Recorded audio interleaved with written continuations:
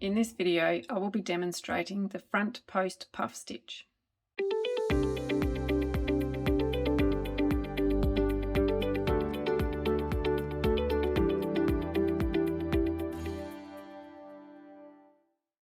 Yarn over, place the hook around the front post of the stitch, yarn over and pull up a loop to the height of the working round.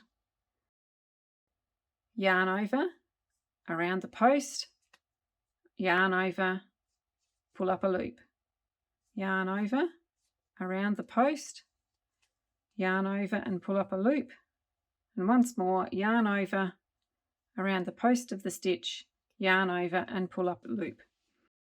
Yarn over, pull through 8 loops on the hook, yarn over, pull through 2 loops on the hook. And I'll do that once more. Yarn over, place the hook around the post of the stitch, yarn over and pull up a loop. You've got to do this 4 times. Yarn over, around the post, pull up a loop. Yarn over, around the post, pull up a loop.